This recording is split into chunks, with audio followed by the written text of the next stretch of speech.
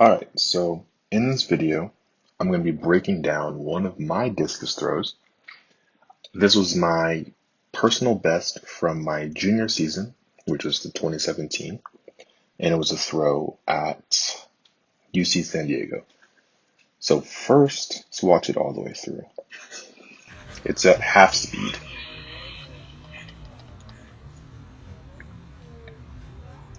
Come out of the back, into the middle, finish. Save the throw. Coach Hutton, there you go.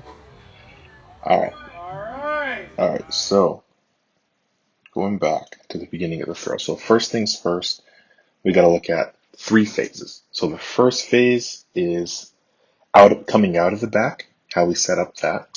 Second phase is going to be coming into the middle and getting into our power stance. And then the final part is going to be our finish, just a throw.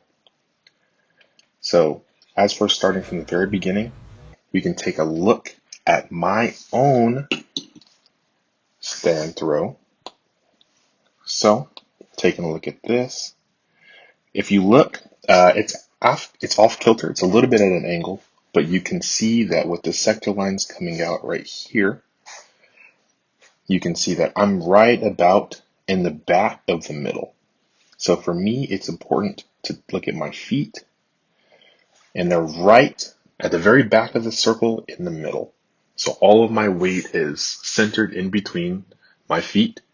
My knees are bent slightly so I can get into a slightly athletic stance, but my upper body is upright. So for me, it's a lot easier to start right in the back center of the circle. So we take a look at this. My upper body is like a T, right? So this comes straight down to the middle of the circle, wide through my shoulders. Cool. So looking back at it, coming out of the back, in my initial swing.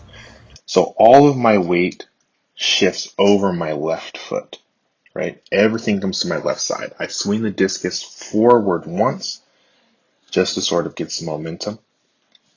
Then I swing back. My arms are extended wide because in the discus, you want to move the discus as fast as possible. And the easiest way to move something as quickly as possible is to have the most distance. So you give yourself the most torque. So while you feel like you're moving slower than if you tuck it into your body, the discus is actually moving at its highest velocity. So coming out of the back, if you watch my left foot, it turns. So I'm on the ball of my left foot, it turns out, and then this phase is what's called a 9 o'clock drop. So you see me load out this stance. So once I get out and my left foot is facing about 9 o'clock to the left, so if the back of the ring is 12, I'm turning 9 o'clock, and all of my weight is loaded onto my left foot. At this point, you want to put all of your force onto your left side so you can load that leg and sweep out and drive. Because the only thing that's really giving you momentum in the throw is your lower body. So I'm swinging out left. My right foot sweeps around my right foot sweeps around my left, creating almost like a half circle or a 3/4 circle all the way around. And my left leg is loaded. You can't really see it because it's at an odd angle, but my knee is bent. Like, you want to get that pretty close to the floor. I'm probably about 12 inches off the ground right there where my knee's at, maybe 10 or so. So then I'm driving out to the left. Try to keep that left arm and right arm relaxed. They're long and you're keeping them far apart from each other. So I'm loading, and that ends our first phase. So that's coming out of the back. So again, going back, I went around. I took my initial swing, loaded on my left, and I went back to my right. So I'm turning my left foot, I'm dropping at 9 o'clock, I'm sweeping my right leg out, and I'm driving off my left. Cool. All right, so into the second phase of the throw. So for the first tip, I would say, coming into the middle of the ring, you want to keep your upper body relaxed. This is the part where many people start to pull and jerk and try to rip their arm to try to get the discus to go faster, but that's not how you do it. So you let your upper body move slowly. So you keep your shoulders behind your hips in terms of rotational speed. So my feet and my legs and then my hips are turning, and then my upper body comes through last, creating that torque or that tension. Okay, so coming into the middle. So I'm coming off, right? So my right foot is the first to land, right? The discus is in my right hand. I can get as far back as possible. And I'm a little slow with my left foot. Like you're going to see some professional discus throwers that'll get their left foot down a lot quicker than me. But I'm just doing my best. So I'm still on the ball of my right foot when I come down. Your heels aren't going to touch the ground except for the very beginning of the throw and the very end of the throw. So I'm on the ball of my right foot, and then the middle phase is the quickest. So once I get this left foot down, right about here, once I get my left foot down, I'm in the power position, right? So if you take a stand throw in the discus, this is what it'll start like. And then at this point, this is where I'm just thinking go. I'm not trying to set up anything anymore. The rest of the throw is just to set up this one point. So again, this is the end of the middle. This is the quickest phase. So you're coming off your left, driving into the center. And then for this part, you're literally just thinking about relaxing your upper body and getting your left foot down as quickly as possible.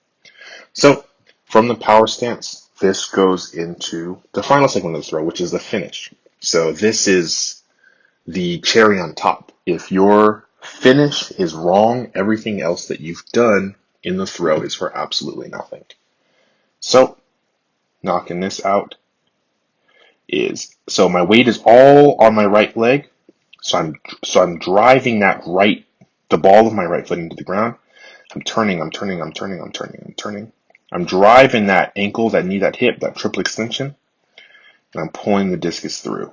My left arm bends to pull me through, so so while your right arm is long and lengthy, so you can get the absolute most torque, you can get the most distance, your left arm pulls you around. So that's kind of like your block. It pulls you back into the circle and turns your upper body as quickly as possible.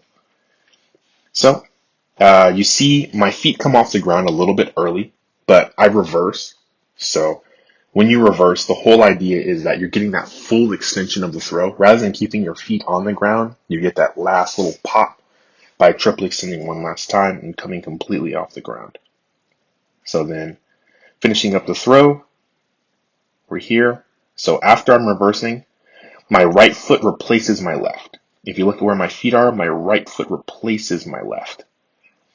And then everybody's finish is different, but mine, I twirl around one time on my right foot, while obviously keeping inside of the circle.